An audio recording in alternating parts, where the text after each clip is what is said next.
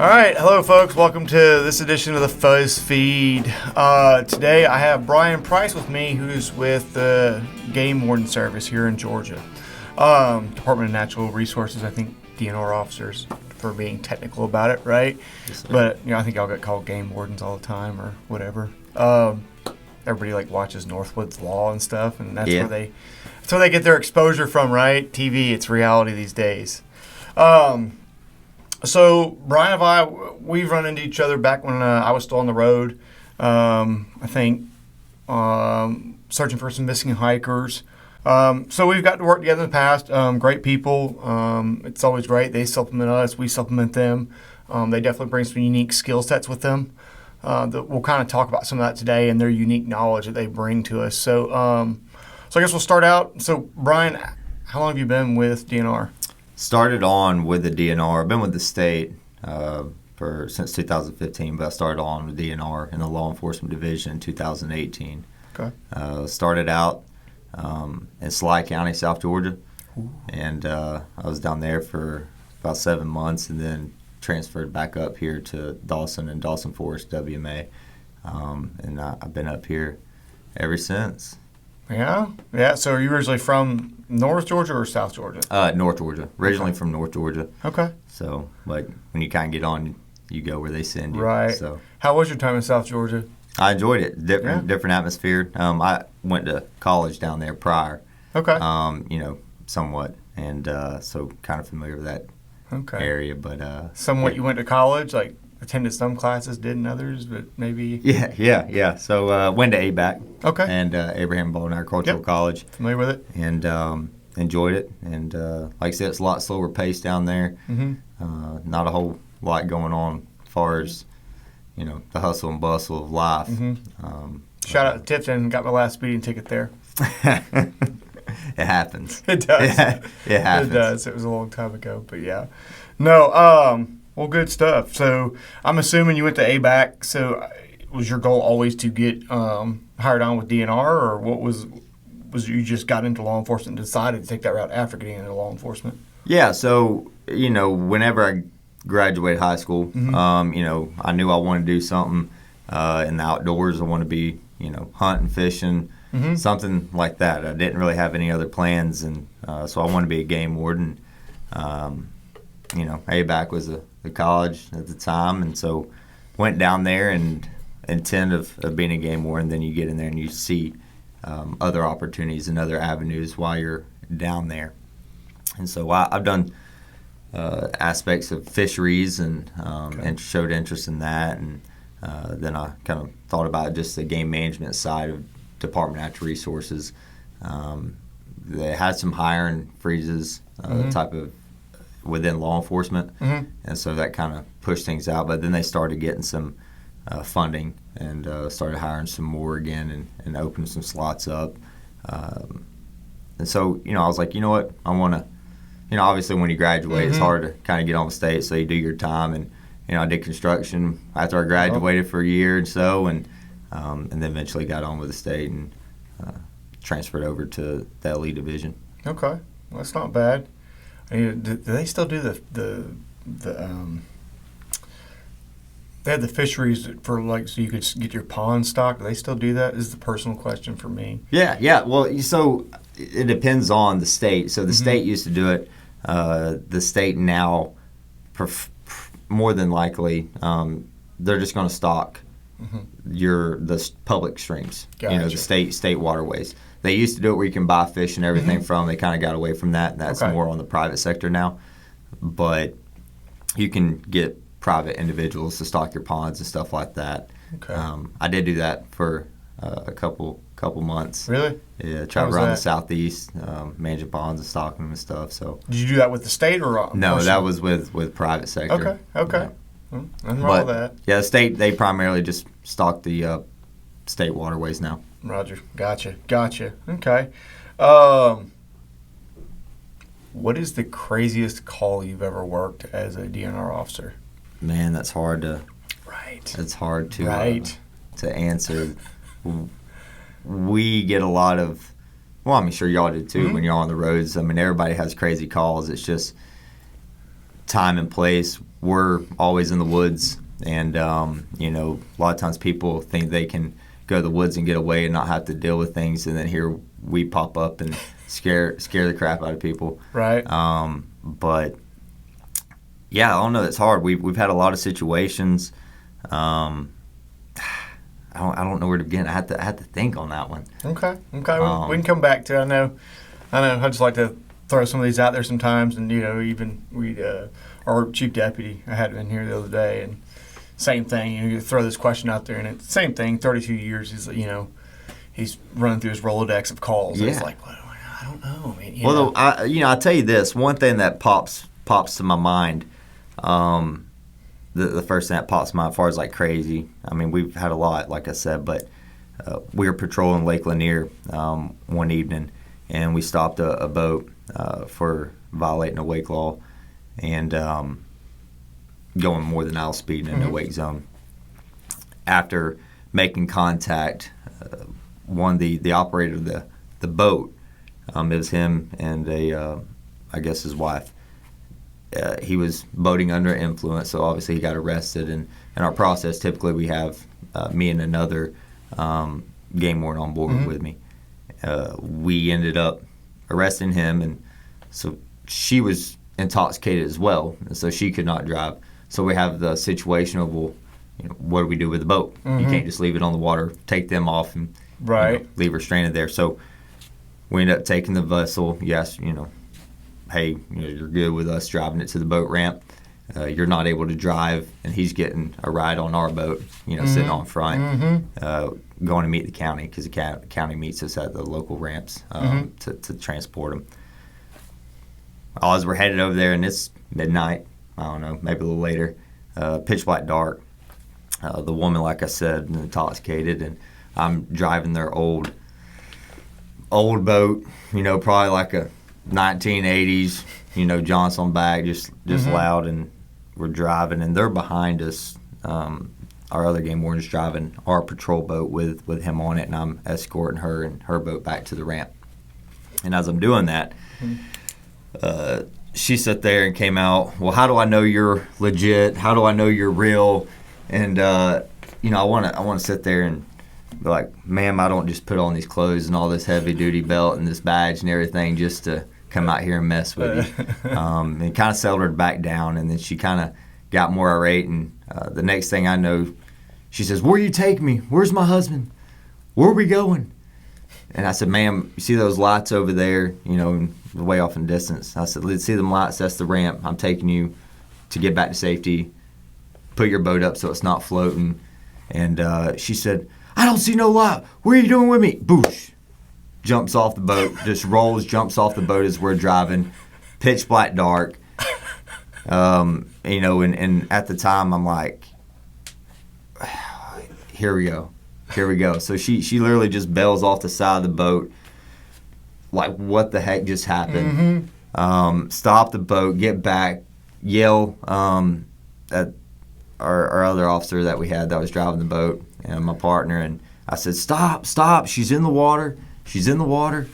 And yeah, so we ended up, she was swimming to her husband to get in that boat, and he ended up dragging her, so they were both in his boat at that point. But yeah, and then once we got there, we ended up charging her with some stuff once we got to the boat ramp as well. So out of the frying pan. And just trying to help somebody, trying to do the right thing, you know, and some people, yeah, you never know what you're going to come across. Every situation, every encounter is different, as you know. But yeah, that's just the one thing that pops in my head. She just randomly jumped out of the boat 1 o'clock in the morning, pitch black dark on Lake Lanier. So, have you ever seen a ghost on Lake Lanier? No. Too many people to see ghosts. Yeah. You know, I think they were doing a horror movie about it, supposedly, whether, you know, probably like a B or C film. But whenever we do have a drowning of any magnitude, we put the manpower, time, and effort out there looking for them, whether it's cold or, you know, dreadfully hot. We put the manpower and try to bring peace to those families Absolutely. at that point. So we make it a mission to go and get that stuff squared away and try to bring peace to them. Yeah, I know it's a little bit off topic with all that, but can we talk about some of the difficulties, the challenges that are unique to Lake Lanier that people aren't familiar with when you talk about looking for lost swimmers, people that from boating accidents or whatever that get lost in the waters there, some of the difficulties there, like all the underground, all the structure underwater, the old cut trees, things like that, the limited visibility. Yeah, so, as we know, Lake Lanier is a very happening place, very popular. In the off season, it's fishermen, and then, the busy season you got fishermen, but you got people on yachts that you see if you think of Miami. Yep. That's there, and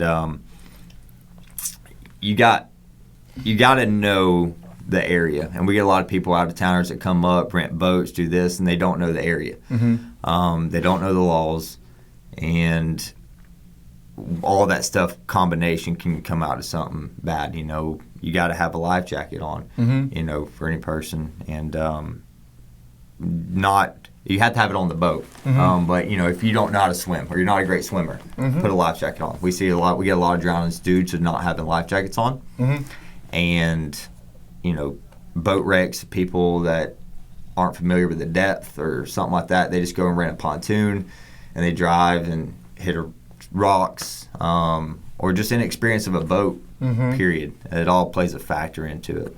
Yeah, I know it's we've previously had a dive team here, and a lot of the guys have talked about the difficulty of finding anything in that water, and I know the limited visibility in that water is creates a lot of issues when you're looking for people or things in that lake. The water clarity depends, on rains, obviously. All the water rushes down the rivers. It can muddy the water up. It could be crystal clear during summertime. We've had trouble finding people in 40 foot of water. And then, sometimes that lake's deep. And so there's a lot of sunken trees, or not, I say sunken trees, but a lot of standing timber within, say like 100 foot or something. It's hard once they go down. The temperature, how cold it is, the water temperature, air temperature, all that plays a factor of how long they're going down there. Right. Are they, the colder water?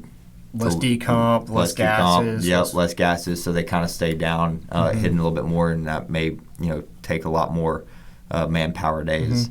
And we got all our equipment on a boat. We have a sonar boat that has all our equipment. We have ROVs, which is, remote operated vessels that we can go down. So we have a lot in different tactics to go across that. But yeah, it just depends the weather, time, and place, and Yeah, it's a. I don't think it's any. Maybe I don't know. I don't think it's any more dangerous than any other lake. I just think that it is a large lake and a lot of activity. Just its proximity. I mean, it's a very popular lake. Proximity to Atlanta, and a lot of people get out there and recreate. A lot of boaters. It's a very big body of water, and you got a lot of homes around that area. That very suburban type area, and so a lot of people flock to that. And it's not just Lanier. I mean, they're all across the state. We got major reservoirs. Allatoona one, just on the other side in the other region there, on the west part of the state. But you get people, they get out there in summertime, and it just pays to pay attention. Yep. Nope. I agree with bigger due diligence. If you you hadn't operated a boat much, don't go out there on a major holiday weekend. Man, we have a boat sitting in my shop, and it's been in there. I don't think we've pulled it out in 2-3 years. Right. Just because my work schedule now, I'm off on the weekends, and I can't bring myself to go out on that lake on a weekend, regular weekend, let alone a holiday weekend. But I know my son's wanting to go fishing really bad, so I think maybe we'll have to bust it out. So, all right. So warm weather is theoretically coming, despite the fact that I looked at the forecast and like next weekend it's supposed to be down to like 35 at night, and I'm just like, okay. The past couple of days I was I'm telling you, we're in Georgia. You Yeah. know, you always hear people say, you know, you don't let the weather stick around in Georgia for a little bit longer, and you know, it'll change. Yeah, it's coming, and maybe these 50-degree days will get up on out of here. The wind will stop. I don't know. We'll see. I hope so. I mean, Me and you both. I do. It's going to be busy, but at the same time, once deer season ends, I'm kind of ready for the warm weather. To be honest with you, I get that feeling. So, so talking about with the warm weather coming, things that people can get into. The local put-ins inside here in Dawson County, and by put-ins I mean the river put-ins. Let's discuss some of those. How many do we have here in Dawson? Yeah. So, you know, I'll just mention this. Mm-hmm. So obviously in Dawson County, we got a lot of recreation areas, but Dawson Forest WMA is a known place. It's proximity to the 400 and stuff, and as a wildlife management area here in Georgia, it has a lot of versatile activities, whether it's hunting or fishing or camping, kayaking, canoeing. It's there. Mm-hmm. But the WMA is 25,500 acres. So if you think about that, majority of all public recreation in Dawson County is going to be on Dawson Forest WMA.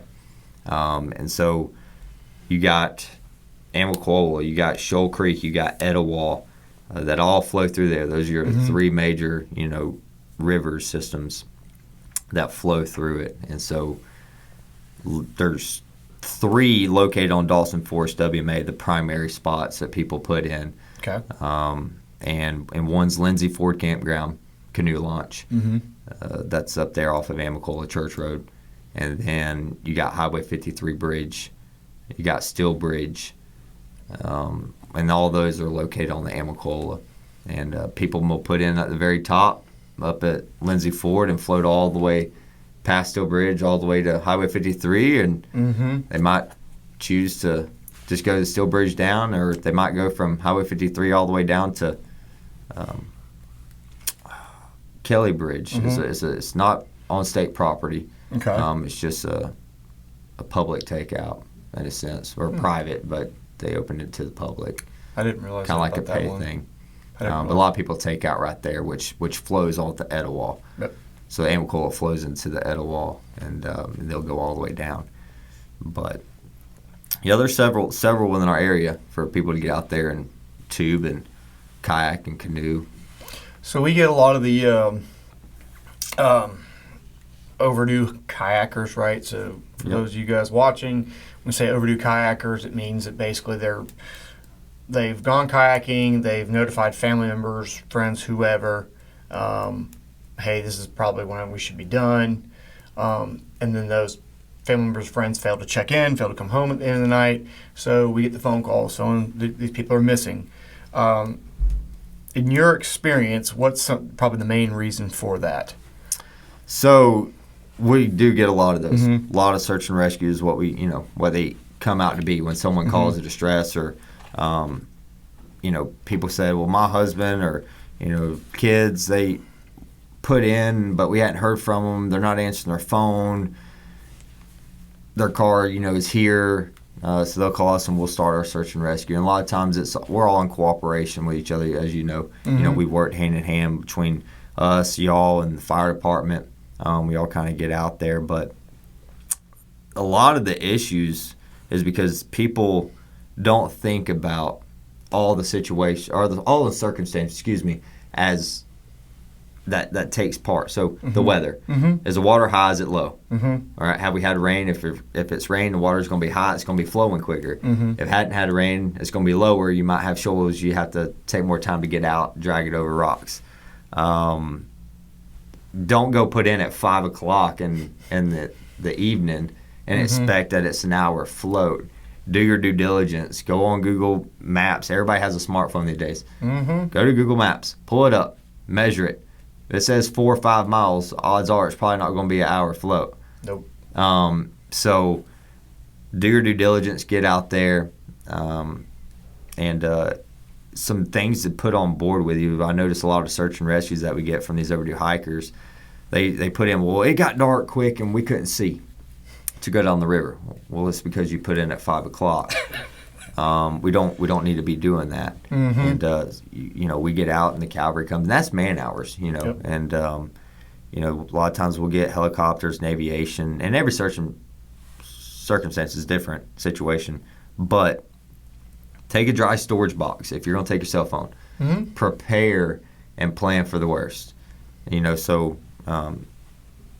those are things that can help you. Put a whistle in there. You don't have to have it on you. It's just a good idea to have it. Yep. So if you did decide to put it at 5 o'clock, get lost or something, and we're looking for you, maybe it'd be good to have to blow a whistle, maybe try to get some help. Yep. That's smart. But the other thing is know the area. If you go and you float, you're floating to a destination, well, river runs down. Simply just walk the river until you come out. But those are just a couple circumstances. Yeah, no, I think that's a good call as far as being prepared, and preparedness doesn't cost a lot. Get yourself a $20 headlamp. Whistle's a great idea. Kind of old school a little bit, right? You don't have to have like one of those little GPS hotspot I'm in trouble things, right? That's right. Planning ahead, it's great. It doesn't cost anything. No. 100%. You know where you're going. I think some of the other things we've seen is people go out when it's been raining a lot, the water's high, the river's moving fast. People go out there in some freaking blow-up kayak they bought at Walmart. Yeah, I mean, you've seen it, right? Yeah, I've seen it. You've seen it. I mean, I've seen it in the middle of Lake Lanier. So, you got two people that easy weigh $1.50 each in a dollar store float thing. They're sitting at a boat ramp and they blow it up, and it's the windiest day and the wind's not blowing towards the bank at all, and they'd be out there in the middle, with boats going by, busy weekends, summertime. I've seen it. How far can you swim? Yeah, I can tell you from personal experience, when you look from like one point to like an island, you're like, oh, that's not that far, and you start swimming it. It's pretty far. It's pretty far. It's pretty far. And you're going, am I going to drown?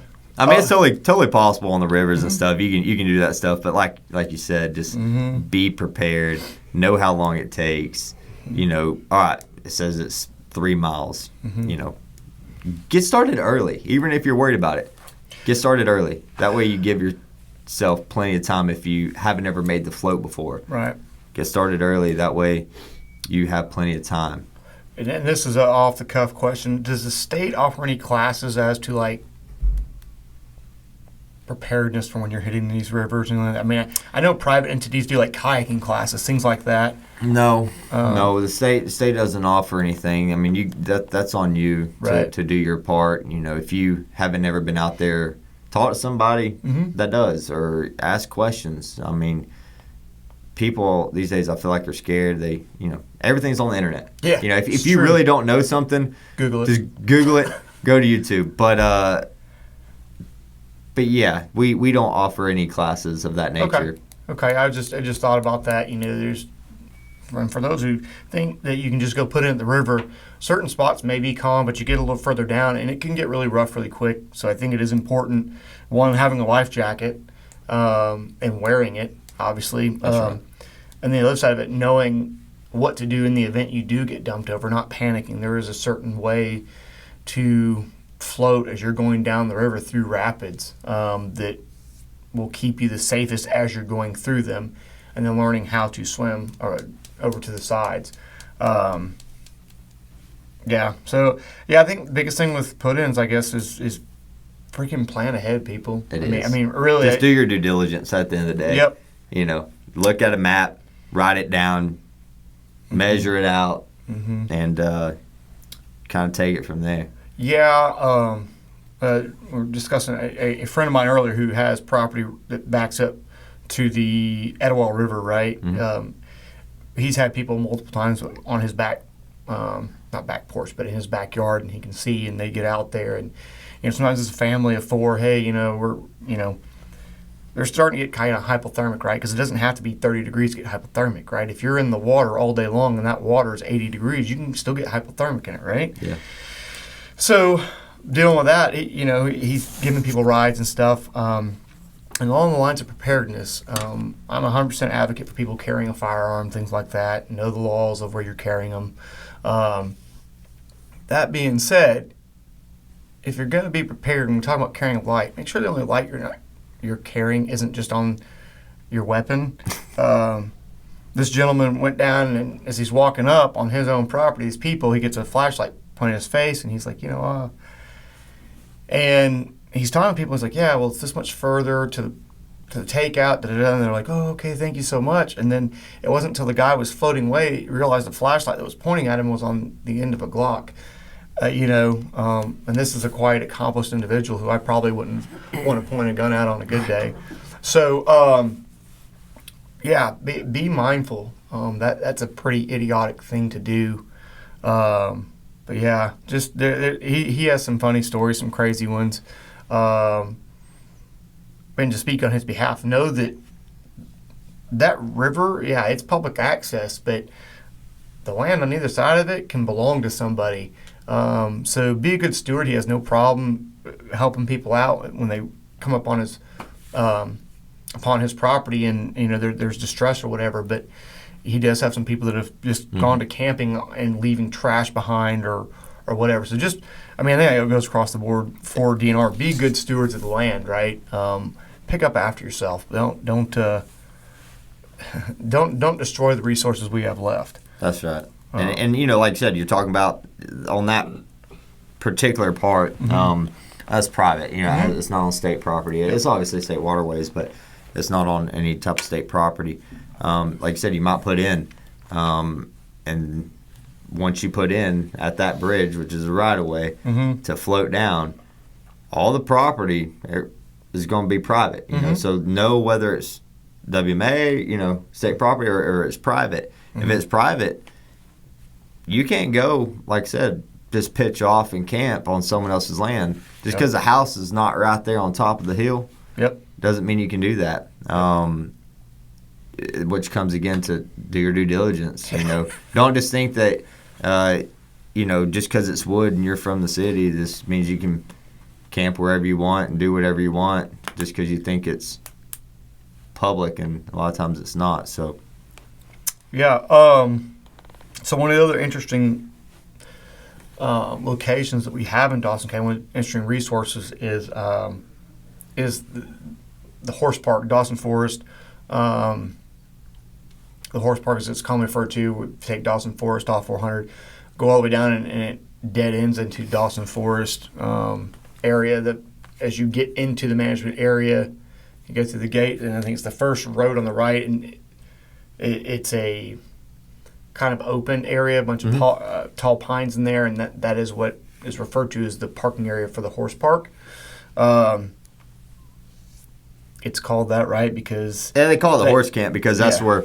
So the backdrop to that, that's on Dawson Forest WMA, but it's not owned by the state. That portion is the lower 10,000 acre portion. It's called the City of Atlanta tract.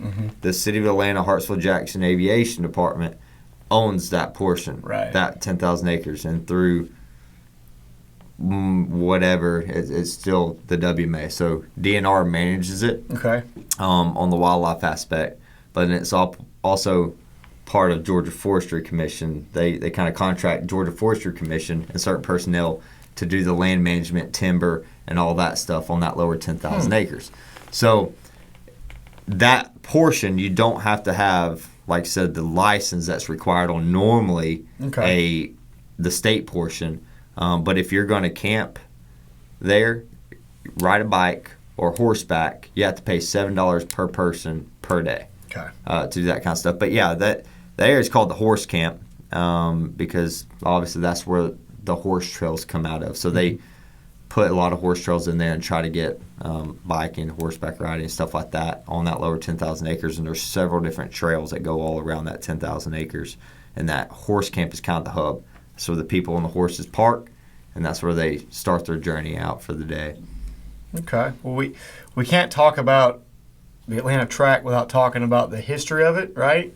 So I believe it was a Lockheed / U.S. Air Force guarded installation at one point where basically, it was always my understanding, they were testing the effects of nuclear radiation on airplane parts, things like that. It was back during Cold War era. They were trying to develop a aircraft that could stay airborne for months at a time through a nuclear-powered plane engines, right? So there was a lot of underground substructures, some above-ground structures still. Not a lot, but a little bit.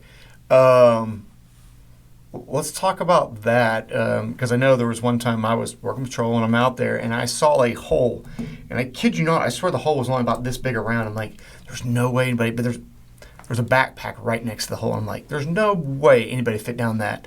You called me about it. Yep, and I called Price and said, hey man, it's kind of weird. The bag is over here. It's got like somebody's little personal survival kit in it or something.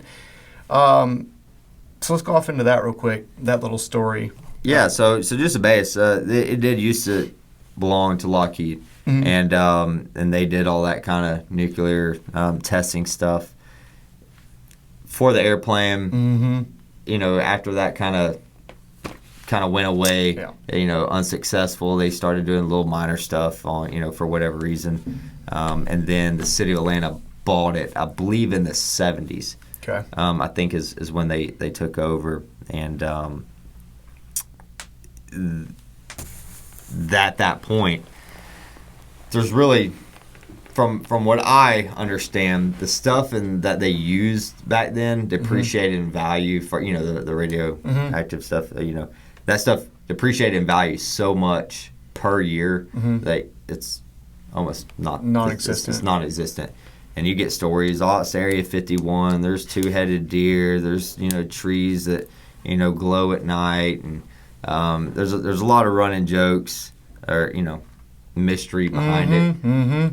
It's not like that, but there are remaining structures on that property from back then, and some are gated around, and some are not. And there's like pads, like in the horse camp, there's pads, parking area that just used to be a building. Yep. Office building, and so underneath it, still has some levels that go down, but some people try to the little daredevilish try to go down and dig and get in these little rabbit holes and fit their bodies in rabbit holes and stuff. And that was that situation. Called me about that backpack. Showed up that day, and sure enough, there was a hole the size of a basketball probably. And there was a backpack sitting right beside it, and you could see where someone had been digging in it, trying to go down into one of those structures that's underground, and for whatever reason. And got there, I hollered in the hole. You know what else you want to do? I hollered in the hole, whistled, nothing. There was no car there, and it was kind of like, and which is not uncommon. People get dropped off. People walk from all over, but end up going to the pack and find ID, and end up, after all said and done, I called the individual, and I said, hey, you good? And he's like, man, I forgot I left my pack there. Anyways, you can't be digging. So he came and met, and I gave him his stuff, but we also had a little talk about him digging. And like I said, that's damaging apartment property at that point. Once you're excavating and tearing stuff up, that's damaging apartment property. So if there's a fence and there's a sign on it that says no trespassing, it's not because there's a Jeep in there or some three-headed alien. That stuff's nonsense. It's simply because the city of Atlanta owns it, and liability these days. Someone gets in there and say for whatever reason that structure collapses or this or that, that's liability. So that's why it's there. But and most of the substructure is flooded still currently, right? I mean, it is.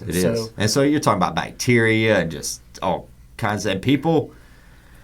Man, I've seen YouTube videos of people going down there and taking floats and stuff, and it's unreal. But the individuals that work with Georgia Forest Commission that manage that part for the city of Atlanta, they try their best to fill these areas up, and so no one has to worry about stepping in or going in. But you got people that always the time try to tear things up over there. I mean, that's just kind of the there may nature be of the cameras beast. Watching you. There may not be. Hey, listen. You won't know it until you get a phone call from one of these guys. That or show up at your house.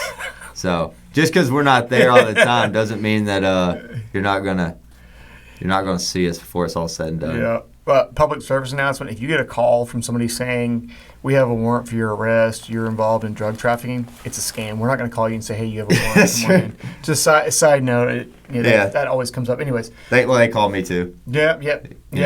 Every time I try and play into it, act like panic, what do you mean? And then I guess I overact it, and they just hang up. Because then you get some people I was on the phone with them for 45 minutes. I'm like, I try, and they don't stand the line. It blows my mind. It blows my mind how someone can on a daily basis do that. Yeah. I'm sorry, I just ain't got enough time in the day to. It must be profitable though. I mean, they gotta be making some money to do that because that's one boring job. Yeah. All right, so Horse Park, cool place. It's kind of neat for historical value to me. So yeah, go out there, but don't go digging, don't go cutting fences, anything like that. Let's see what else we got. So we talked about the overdue kayakers. So the hiking on the trail. So we've hit the river put-ins. We've talked about that a lot. We touched on Lake Lanier. So the AT, right? Mm-hmm. We got the start of the Appalachian Trail here in Dawson County. So let's talk about some of those calls. Yeah, we've had a lot, in the past years, and March, the Appalachian Trail obviously starts in Dawson County at Amicalola Falls State Park is the beginning of it. That's where the approach trail rolls through to the AT, mm-hmm. and a lot of people come down here, start in Georgia, and end up, in Maine. Weather, they kind of do that route because mm-hmm. of weather, and so we get a lot of people that think they're fully committed to walking from here to Maine on a trail and within 6-7 months, and they're not prepared whatsoever. And that's another thing. We all talk about preparedness. We did earlier. we deal with search and rescues, and a lot of times they are rescues, and a lot of times they're recoveries. Mm-hmm. We've had them both ways. It's just the nature of the beast. You get out there. Don't just think because you walked around the dog park or, around your neighborhood a couple miles that you're ready for it. I mean, I do a lot of walking. Mm-hmm. Mm-hmm. I do a lot of walking, a lot of hill climbing. And to be honest with you, I don't know if I'd be even capable of doing it mm-hmm. Within that time frame.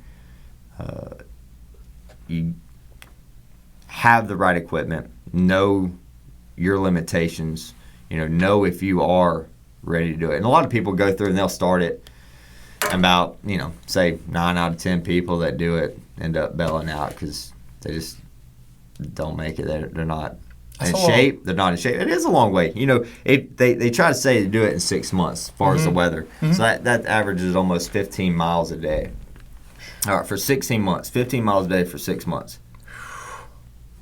That's getting it. Yeah. Yeah.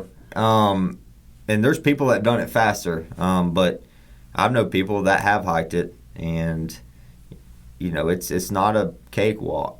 Mm-hmm. If you want to do a little day hike, there's plenty of areas around where you can do a nice little day hike. Mm-hmm.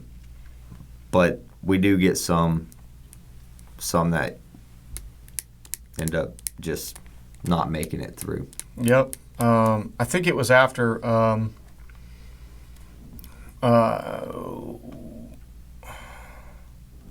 I think we had one individual who went and started the trail, and then he ended up passing away out there. And the recovery, we were both out on that one. I spent 4 days mm-hmm. in that, and it rained, I think, all 4 days. But yeah, so it started out just us, and then we got the call and ended up finding a backpack, and not far past the park on the approach trail is what they do. So you have the approach trail that goes to the hiking, which mm-hmm. feeds into the AT. Mm-hmm. And it wasn't far, and the strange thing, it was only 100 yards mm-hmm. off of the trail, but it was off up to on a knoll that was just surrounded by like a little privet thicket. Yep. And his backpack was there, but it wasn't like a bear got in it and tore everything apart. Mm-hmm. But everything was everywhere. There were shoes, sleeping bags over here. There's food. I mean, you're talking camping equipment that costs money and is just left there. Yep. And we had, that was a big operation. I mean, we had a command post, command system, and everything there. And we had people from, I mean, all the way from Gwinnett PD, you know, to y'all, and all kinds of people out there. We had aviation. We had several helicopters flying the area. And at the end result of it, we ended up finding a shoe, you know, like 300 yards over there. Mm-hmm. And normally in search and rescue type stuff for missing persons, you typically find like a path. Mm-hmm. You know, when it starts getting that hypothermia type deal. So the thing with hypothermia, a lot of people, yeah, it's hypothermia, they're cold, but it messes with the brain and people start taking clothes off. Yep. And it's kind of, contradicting on itself, but they take their clothes off, and so you find like shoes. And then you may find like socks or, a shirt, a jacket. But this one was scattered. Mm-hmm. We had shoes over there. We had a cell phone over here. Pack was over there. We found a hat. And then we found some other items next to a creek. And it was just all scattered. Mm-hmm. There wasn't a primary place. But we ended up finding him pitched down. We did grid searches, large grid searches, and ended up finding him in a remote drainage ravine that feeds off into the Calkin Creek area. Mm-hmm. So that was a real big one. Had a lot of manpower, a lot of hours. Yep. Dogs. We had everything out there. Yep. But it was good to bring peace, like I said. Yeah. It was. I was glad they were able to at least recover the body. Because it does give that closure. It took 30 of us to pull it out of its location. So that day I got told just stay at the office because we didn't, obviously don't know, hey, the recovery's going to happen today. We didn't know that they were going to find them. So that last day I missed that portion of it. So, we had 30 men and women that we had all one long rope. Yep. And each person was on one side, one on the left, Mm-hmm. one on the right, staggered, 30 of us, all pulling the rope. That's how steep of terrain it was. And by the time we got to the top, to where it plateaued to the trail, we were pretty whooped at that point. But I think based off that incident, there were some new systems put in place too that have aided in search and rescue. It's something I'm not 100% knowledgeable on, but there is like an emergency location system that I think works off the dispatch and the cell phone services here now that has reduced some of the I want to say this. It's aided in locating people. That's right. Yeah, there's always technology coming out, and those kind of things help us, locate them. And things happen. Mm-hmm. But just be prepared. 100%. Let people know. Yeah. If you're going to go out there, keep a piece of paper with names of people with contact information or something. Cool. Let people know where you're going to go. Like, be prepared and plan enough to have dates, target dates. You're going to arrive somewhere, and if you don't arrive close to them dates within a proximity, be like, okay, call somebody. Go as far as that. I mean, yeah, it's the natural resource we have around here. They're beautiful, but man, they can get so dangerous in a heartbeat. We see it a lot. Yeah. We see it a lot. So I think right now, if any of you folks watching this, the GBI's put out, there was a body discovered on a trail over somewhere west of us, right? That's correct. Not inside Dawson County, but they have a drawing put up of this individual and some articles of clothing. Please go there and look, and you never know, the person may be familiar to you. If you know, call the GBI. I don't think as of this time he's been identified yet. No, not that I've heard. We got the same stuff. It's crazy how it all came about, but a hiker that got lost, and we're talking off the AT, Forest Service, there's nothing around, it's off the trail, got lost, took a side trail and got lost, and ended up stumbling upon the remains of this individual. And anyways, we ended up finding him, and then he told us about that and called it in at least and got out there. And still undetermined at this time who it is, but like I said, they did draw. GBI did release a sketch. Yep. How they got that, I'm not sure, but they did have pictures of the clothing that was located, shoes and clothing stuff. But yeah, you never know. Okay. Let's see what some of those things we want to cover here. I am going to scatter a little bit, and just let me know if this is a topic that you're not overly familiar with. So one of the things that's become pretty big here over the last couple of years is people overlanding, right? People getting in, they have four-wheel drive vehicles set up for going out, off-roading, camping. Have you had much experience with that, good, bad, and different? Again, I don't know that it's... We encourage people to come out on the property and camp, recreate, hunt, fish, and I'm speaking, on state property. Yep. We encourage people to come out and enjoy the resources that the state of Georgia has. But with that, we have certain laws and regulations on those management areas and those state lands that, necessarily prohibit you from doing certain things. Like people will go out there and they want to target practice. Okay, shoot guns and stuff like that. You can't target practice on Dawson Forest, and we're just talking locally, on Dawson Forest, WMA, whatsoever. Okay. Only hunting. You can't just sit there at a campsite and just sit there and pop rounds into an oak tree or something like that. Or, and then people leave trash. When they go camping, they leave trash. We see that a lot. And I'm a big stickler for that kind of stuff. I don't like it. You camp there, pick it up and take it back with you. It's nothing to take a little grocery sack and throw it in there, not leave it all piled up in the fire pit. But for the most part, people do good, but at the same time, there's a lot of people that go out there and trash the place. And I tell people every time, listen, you are paying for this place. Yep. Keep it clean. Yep. Treat it as it's your own house.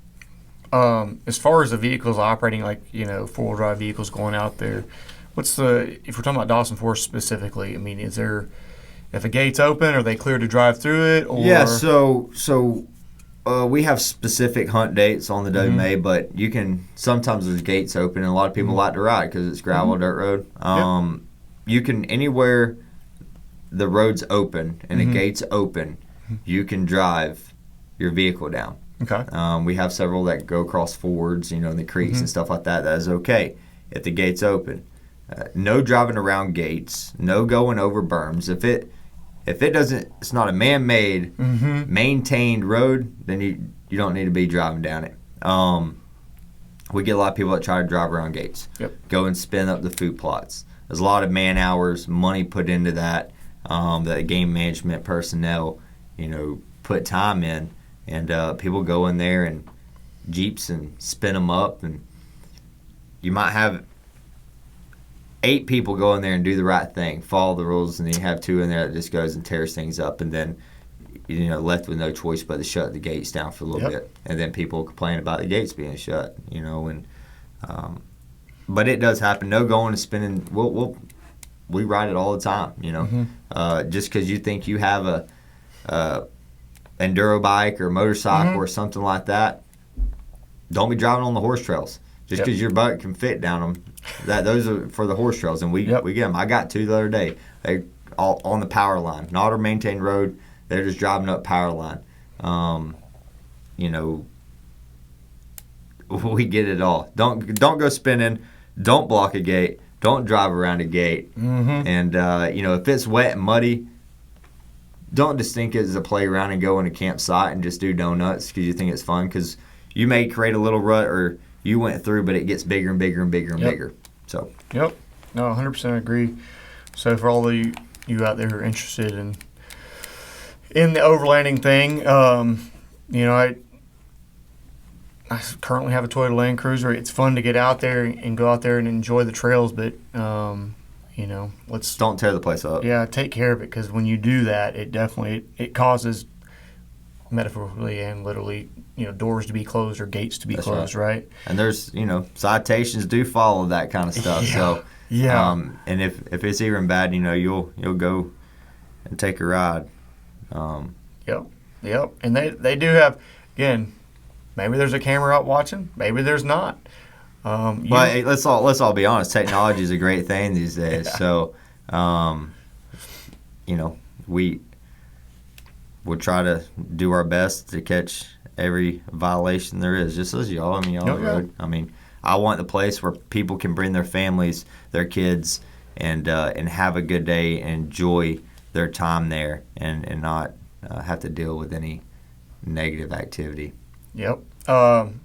Speaking of negative activity, go into, because I know, seeing it a lot. What if I go out there to a campsite and there's somebody, whether it's 6 Mile Put In or the horse park or whatever, I want to go there and camp, and then I look over and I see somebody who's been there for like a week plus. Is that okay? Yeah. So a week. Mm-hmm. Week plus, yeah. So we have specific regulations, and Forest Service did the same thing.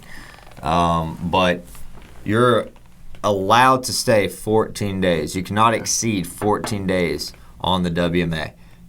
If you do, you have to be gone a consecutive of 7 days off the WMA or within a mile of another WMA. Mm-hmm. So with that being said, you can camp there 14 days. Day 15, gotta go. You gotta go. And let's be honest, the hunters and the fishermen and all that kind of people, or people passing through, they're not staying 2 weeks. Yeah. That's a very gracious period. It is. But once someone stays there for 2 weeks, mm-hmm. that site gets very damaged. That soil becomes almost bare, no grass, and it just becomes a sand, dirt spot. Until it rains and it becomes a mud hole. Until it rains, it becomes a mud hole. And then people come and spin it up. Yep. But it's a vicious cycle. It's a vicious cycle, man. But yeah, 14 days, and you have to be gone a consecutive 7. And we're tight with that. Like, we really focus on that. We keep track of them and try to do our best, because obviously a lot of people who do that try to live off the WMA. And like I said, laws are in accordance with the laws, and they have the necessary licenses, mm-hmm. Because you have to have either a hunting license, fishing license, or a Georgia Lands Pass to be on the WMA. Right. One of the 3. Any person 16 years and older. And so they still have to have one of the 3 to be there. So as long as they stay there 14 days, they're not trashing the place up, their dogs stay on leashes, they're good. Well, trying to think of anything else we need to cover. I think we've hit a lot of things. We got to get to chat, and then we extend this thing out. Yeah. I know you folks don't like them to be too long. So kind of, I think we pretty much. This is my first podcast, so. Is it? Yeah. I've done other ones, but this is my first podcast. It's kind of fun when we get here and we start chit-chatting about things, and funny stories do tend to come up sometimes, or interesting ones, right? Yeah. So I think the biggest takeaway from today is probably, one, know the rules of the management area, lake, whatever. Know the rules of those places, and respect them. I think the other big takeaway is preparedness. Like, be prepared. Know what you're going to do and know how long you're going to be out there. Things can change in a hurry. Have a plan. Just take a few steps to be prepared, so you don't end up in a situation, because it happens quickly that everything goes from okay to not. That's right. And then we get called out, and on a good day we find you and we're able to, get you out. Well, we're gonna try our best. Yeah. 100%. We, the resources that have gotten dedicated to lost, missing hikers, overdue kayakers in the past, it's pretty extensive. Just really plan ahead. Know your abilities. I think that's super important. And know what the conditions are. Again, a lot of rain, these rivers get rolling pretty fast. And to think I'm going to go for a dip right here, you're going to end up 2 miles down. and then you're going to be late, and then we're going to get called out to come, search for you and get helicopters in the air and all that stuff. Be responsible. Yeah. I mean, whether it's hunting, fishing, anything outdoors related in the state of Georgia, we encourage people to get out there and they're part. And I mean, they got us. We're all over. We're a multi-functional agency. And, we assist y'all with search warrants, and we're in Atlanta handling riots. Hurricane details, natural disasters. We're going out there for those kind of things because we got the boats and the ATVs, and we're kind of doing it all. Drownings. So we have a lot of, I guess, say hats to perform, and we got a lot of area, and we're getting better, and we are, like I said, hiring, pretty much one class every year. So now, do y'all is it still a requirement to have an associate's degree to be able to work for y'all, or did they? So it's still associate's degree, but now they added that you can have 4 years of military, active duty military experience. Okay. That will qualify you as well, the same as a 2-year. Okay, and then what about the limiting factors that used to apply to the troopers, like tattoos? Yeah. So they got the tattoo policy now. So they extended that. You just might have to wear a different shirt, but long sleeve. It's not going to kick you out just because you got a tattoo that goes past your sleeve here. Okay. They offered up, same as GSP. Okay. Other ways to bring people in. Because I remember I looked at at DNR at one point in time, right? And I, when I talked to one of the guys, I'm like, prior law enforcement, and he said, "Do you have a social degree?" I said, "No, I don't." Yeah. And he's like, but multiple years in law enforcement, military, I think at the time I was probably about sitting around like 7 years or so of active duty, and he's like, "Man, I'd love to hire you, but and I'm like, but it's okay because I like to spend deer season in the woods hunting." Right. Well, and we still get out there. I'm an avid hunter, avid fisherman. I love it. I got a passion for it. And when I go to work, I put the uniform on and I get out there, and every day is something different. Yep. I tell people, I may be doing this right now, and then I get a phone call that requires me to go up in the helicopter, within the next 30 minutes for whatever reason, whether it's a search and rescue or you name it. But it's always something different, and I enjoy it. And you like the outdoors, like I said. I still go hunting and fishing. Oh, that's so that's the myth. That people, you just got to manage your time right, and and obviously when family and kids get involved, that can take up some things. But you still go hunting and fishing, man. Yeah. Okay. So people who tell you that they don't. They're just being lazy. They just don't take time. They just don't take time. You just got to manage your time. Well, I mean, we appreciate y'all. We always banter back and forth a little bit. We have affectionate names for DNR guys sometimes, possum police or whatever. Yeah, man, we hear it all. It doesn't bother me. Yeah. But we truly appreciate all the skill sets that y'all bring. Anytime we have missing people, we rely on these guys because they know the rivers better than most of our people. We have a couple that are pretty spun up on it, but knowing the land, knowing all the access points, having the keys to get us through those access points, and then again, manpower. We go back and forth a lot. As far as we supplement them, they supplement us. We're here to have everybody's back. I mean, it don't matter if you're a PD to a county to state or different agency or division within the state. We all look after one another, and we got a good working relationship. And like I said, sit there and call you anytime. Yep. You do this vice versa, same to me. We're here to help each other out, and this day and age, you need that. Yep. And like I said, GSP, we all pick the phone up and we all have a good working relationship, and I appreciate that on y'all's end as well. So, well, Brian, I do appreciate it. Yeah, man. It's always a pleasure, man. Yes, sir. All right, folks, thank you for watching this episode of the Fuzz Feed. Again, if you have any other questions or some topics that we didn't cover today, especially anything that our subject matter expert here can answer up on, please put questions in the comment section. We're going to try and get them all answered here eventually. So tune in for the next one. Look forward to seeing y'all.